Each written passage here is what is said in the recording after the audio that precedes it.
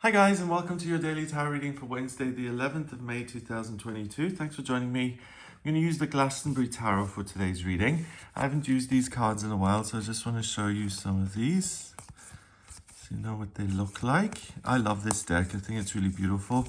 It's out of print, and I remember I had to go on this big mission to actually get this deck. I think I tracked someone down via a Facebook group, and then I met up with them and actually purchased this. So let's see what the cards have to say about Wednesday and what the day is going to look like. So I'm just going to shuffle these a few times. And let's see what's coming up.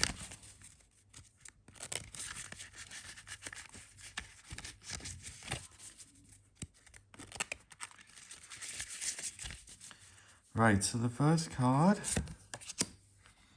is the Six of Vesicas, so that's the Six of Pentacles. Then the Eight of Staffs, which is the Eight of Wands, directness. And finally, we've got the Hierophant, Joseph of Arimathea. Yeah, that's the story associated with Glastonbury. That Joseph of Arimathea, who I think was Jesus's uncle, he was a relative anyway, and he came over and he had this staff, and he put the staff down in the ground somewhere, and it became the holy thorn tree. And they've got several holy thorn trees in Glastonbury, and it really is amazing. It blooms at Christmas and at Easter, and they've got one in the Chalice Well, which is this. I think it's like an acre or two where they have the red spring, and the water comes out of this lion head, and behind the lion head is the holy thorn tree. And then you go there in December, and sometimes it's snowing and stuff, and you'll see this tree blossom. It really is amazing. So let's see what the cards are saying here today. So the Six of Vesicas usually shows a wealthy man giving money to the poor. And the card is about balance. Sometimes you're in a great position, so it would make sense to help other people. And sometimes you're in a position where you need help, and you have to kind of be willing to ask for it and then to accept the help. So I always call that card the haves and have not card. If you're in an extreme position, it's kind of a reminder to balance things out. And also, if things are less than ideal, it's a reminder that things aren't always going to stay this way, that there are alternative ways out of this situation. So I think that certainly applies. So if you're in a position work-wise or financially where you're really struggling, then the Six of Pentacles is a reminder that there are people in your life who can help you. So kind of compiling a list of people you know who could support you through this, that's a good idea. And then alternatively, if you are in a great position financially and you have not a care in the world, then the card is saying that there are people who aren't as fortunate, and that it would make sense to be of service or to help others. Here it's about manifestation, so it's like a lotus flower coming out of the water here. And that's interesting because the lotus flower, I always love the whole process of the plant kind of working its way through the mud and then all the murky water. And it's hard and difficult and lonely. And then it breaches the surface and it unfolds into this beautiful flower. And it's this process of continuing on no matter what and having faith that things will get better. And then sooner or later you do have the breakthrough and you can kind of shine and relax a little bit and enjoy wonderful things. So this card here today is saying, what is it that you want to create in your life? What isn't in your life now that you would like to have in future? Focus on that. Either make a vision board or write a list of this is what I want to bring into my life. But with that kind of thing, I always find it important at the bottom to put something like, or whatever the universe wants me to have, or something even better that I couldn't even have imagined. I like to keep it open-ended like that so that my guides and angels can work with me and bring in things that, are beyond my wildest dreams.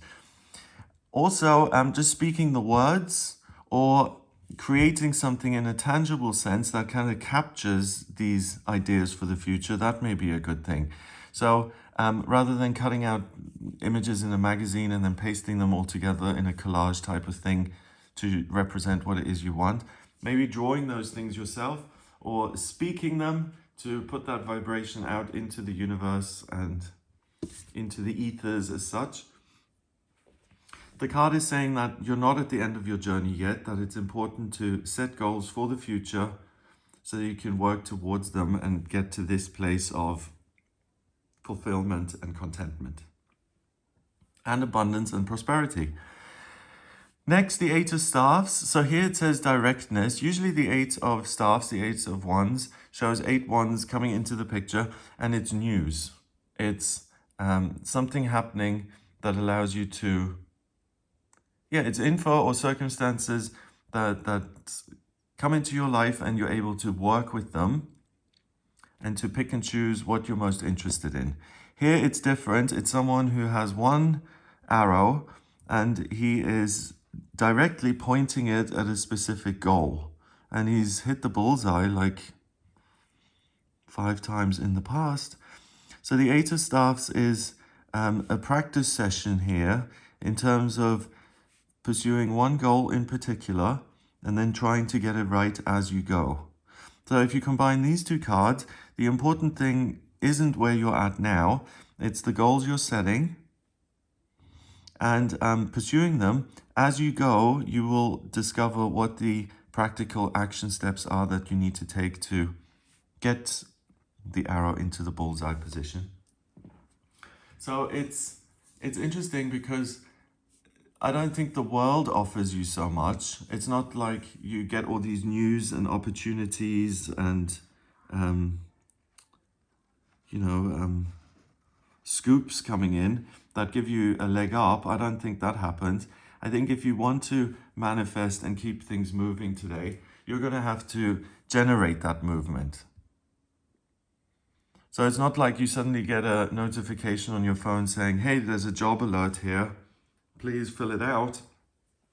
It's much more about being solo and saying, what is it that I want to work on in future? And how can I make that happen? How can I educate myself, or how can I get myself into the location where I can do this work? So the movement and the momentum is much more self-generated than it is given to you from the external world. And then finally, we've got the Hierophant. The Hierophant is the 5th card in the major arcana, and it's about spiritual community. It's about something that the majority believe in and work towards, and it's something that is outside of yourself. And usually the Hierophant is depicted as this Pope-like figure. He's got 2 monks at the front, kind of praising him or deferring to his greater wisdom. And then we've got these 2 keys here. So he is kind of the answer to the higher realms, to spiritual understanding. So there's a sense of formality associated with the card, and also a sense of being excluded. If you don't do what this man in charge says, then the keys are, you can't use the keys and you can't get through to the other side. And it's kind of aligning yourself with the powers that be in order to achieve some sort of enlightenment. Here we've got Joseph of Arimathea. Then we've got these nuns kind of sitting around him praying or listening to what he's got to say. And then we've got this little hut where he lives, I suppose. So it's similar. It's one person who seems to be enlightened, sharing the information with other people so that they can experience the same thing. So he's more of a teacher here. He's not excluded or exclusive because he's walking around among the people. So it's more of a spiritual certainty that exists within yourself that you can use to set goals and to make them happen, and you can bring other people along with you on the way. Okay, so here I said the world and society isn't going to give you all these opportunities that you have to kind of run with. If something's going to happen today, it's the energy is self-generated, right? And if you look at these 2 cards together, then You're so confident and able to launch yourself in a different direction because you feel this spiritual connectedness and the authority and personal contentment of Joseph here, and he's holding this staff. So it's important to listen to yourself on this day and to say, what is it that I want to manifest in future? That's the first question. That's going to provide you with specific answers. It will then motivate you into action. And not everyone else is going to be able to navigate this. Some people may be looking, running around looking for opportunities instead of generating themselves. And it's those kind of people who you can influence and support and teach and demonstrate that you can get things moving yourself, and that may inspire them to do the same. So it's interesting, if anyone is in an elevated position of authority and strength today, it's you. And if you're usually the spiritual seeker going to the teacher for answers, then today it's flipped and you're the teacher and other people are likely to come to you for answers. Because you have it together today. You're practical, you're motivated, and you're certain.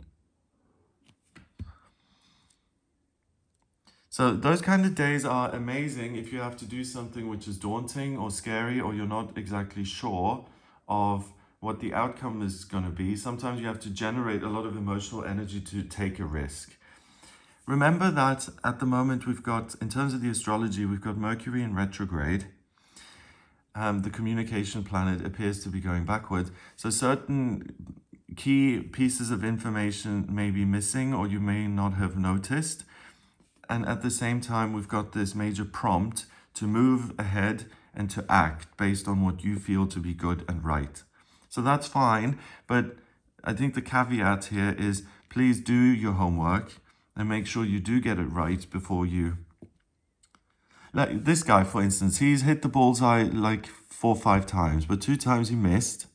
So if he goes out and he says, I'm the world's leading archer here, come and learn from me, then if they do research into him and say, well, your success rate is only 60%, how are you the world's leading foremost authority? It's that kind of stuff. It's making sure that you've got everything in place, everything is accurate and right before you take any action. Number-wise, we've got 8 and 6 is 14, and 5 is 19, 1 and 9 is 10. 10 reduces to 1 in numerology, and it's the same kind of vibe. 1 is the vibration of the pioneer, the boss, the independent operator, the person who does things solo. So the motivation is there, and the drive to move forward is there. Again, I would just put that warning out there that doing your homework and making sure you get the details right is just as important as feeling this sense of, divine permission to teach and to inform. So I hope you have a wonderful day. If you'd like a personal reading with me, please get in touch via my website. It's gregoryscott.com. On the front page, click on book your reading to order your reading with me. If you like this video, then give it a thumbs up. Please hit subscribe and share the video online. Have an amazing day, and I'll speak to you tomorrow.